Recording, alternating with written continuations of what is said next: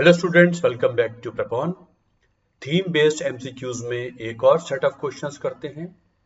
In the context of medieval culture of Assam, the term Buranji stood for ये local festival है, geological records हैं, एक tax है या नन ऑफ द अबव है।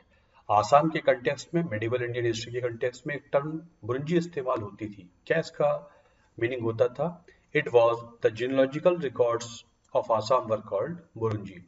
इस तरीके के टर्म्स ओरिएंटेड क्वेश्चंस अक्सर एग्जाम में आ जाते हैं। तो answer is B. Trade between cities of Indus civilization and Mesopotamia was conducted through. Mesopotamia, Indus के शहरों में व्यापार क्या लैंड रूट से होता था या ओनली सी रूट से होता था, या बोथ लैंड रूट और सी रूट से होता था, या ओनली रिवर ट्रांसपोर्ट होता था? तो वी नो कि बंदरगाह भी हमको मिला है, इंडस से, लोथल से हमको मिला है बंदरगाह, वहां से पानी के जहाज सी रूट तो इस्तेमाल होता था और लैंड रूट से भी व्यापार हुआ करता था, दोनों ही इस्तेमाल हुआ करते थे। C is the answer. In the context of ancient Indian systems, which of the following functions was not performed by the guilds? Guilds से क्वेश्चन एग्जाम में अक्सर आते हैं। एंशियंट इंडिया में भी गिल्ड्स होते थे, मेडिवल इंडिया में भी गिल्ड्स होते थे। अब गिल्ड्स के फंक्शंस बहुत सारे, इनमें से कौन सा फंक्शन गिल्ड्स का नहीं हुआ करता था, क्वेश्चन ये है। तो इनमें से कौन सा गिल्ड का फंक्शन नहीं था? गिल्ड बैंकर के तौर पे काम करते थे, या मनी लेंडर के तौर पे काम करते थे, या प्राइस रेगुलेट करते थे। जो गिल्ड जिस सामान को बनाती थी उसकी प्राइस भी रेगुलेट करते थे, और राजा को इकोनॉमिक मुद्दों पर एडवाइस भी दिया करते थे। इनमें कौन सा फंक्शन गिल्ड्स का नहीं हुआ करता था? तो yes, they used to work as banker, they used to work as money lender, they used to work as price regulator. वो जिस काम के लिए होते थे उस काम को लोगों को सिखाते थे, ट्रेनिंग दिया करते थे, लेकिन राजा को एडवाइस देने वाला काम गिल्ड्स के पास नहीं होता था। तो 43 का डी इज द आंसर। बाकी सारे फंक्शंस होते थे, they did not act as advisor to the king. Which of the following was not one of the reasons why India had a favorable balance of trade with the West? Indian history में जाएंगे, modern India छोड़ दीजिए, तो अक्सर India हमेशा enjoyed favorable balance of trade with the West most of the time. तो इनमें से कौन सा कारण नहीं था जिससे भारत का व्यापार पॉजिटिव साइड में रहता था? अगर यूरोप से व्यापार की बात करें तो great demand of Indian luxury goods in the west, import of gold by India in return for exports, import of coins by India, better business sense of Indian traders। इनमें से कौन सा कारण मुख्य कारण नहीं माना जाता है जिसकी वजह से इंडिया का बैलेंस ऑफ ट्रेड इंडिया के फेवर में था? ये तीनों कारण बिल्कुल सही माने जाते हैं। ये तीनों कारण थे जिसकी वजह से balance of trade India enjoy करता था, लेकिन better business sense of Indian traders कोई बहुत मुख्य कारण नहीं था जिसकी वजह से Bharat balance of trade enjoy करता था। भारत उन चीजों को सप्लाई करता था जो वेस्ट की रिक्वायरमेंट थी। उस नाते India enjoyed throughout historical period balance of trade in her favour. During Sangam age, which of the following was a great customs port with artificial harbour? Sangam age में बहुत सारे हार्बर की बात होती है, वेस्टर्न कोस्ट से लेकर ईस्टर्न कोस्ट तक। कौन सा एक ऐसा हार्बर था, बंदरगाह था, जिसमें कौन सा ऐसा पोर्ट था जहाँ एक आर्टिफिशियल हार्बर बना हुआ था?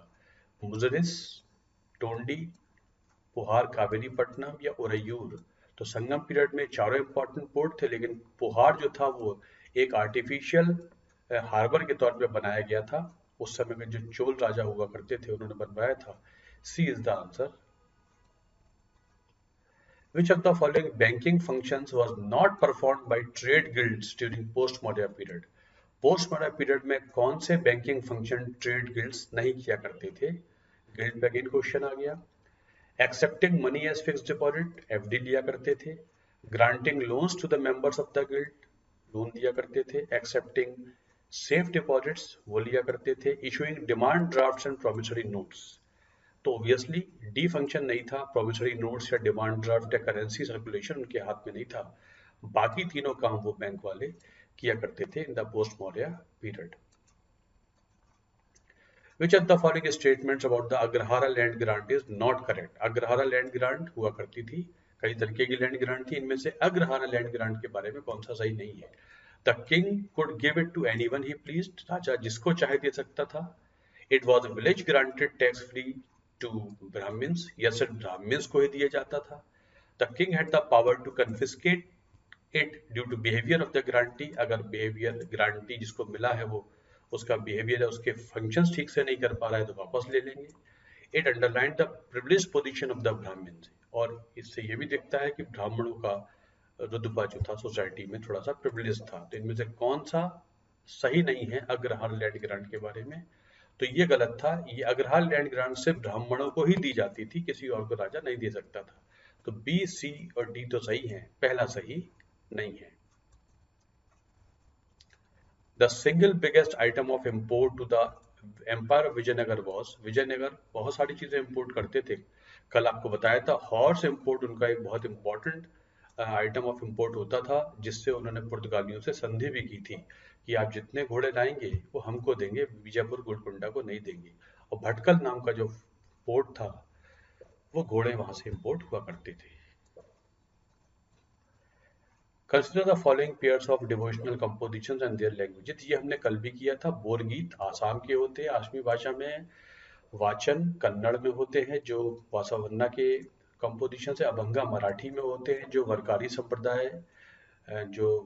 संप्रदाय इनको गाता है विठोबा के ऑनर में। और तिरुमराई तमिल में होते हैं जो अलवार और नायनार सेंट होते हैं उनके गाने होते हैं। कल हम कर चुके हैं, इस क्वेश्चन को रिपीट हो गया है। Which of the following usual art is performed by in the form of folk theatre और डांस ड्रामा? इनमें से कौन सी आर्ट है जो डांस ड्रामा या फोक थिएटर के तौर पे होती है? भवई, थेयम या लेजिम?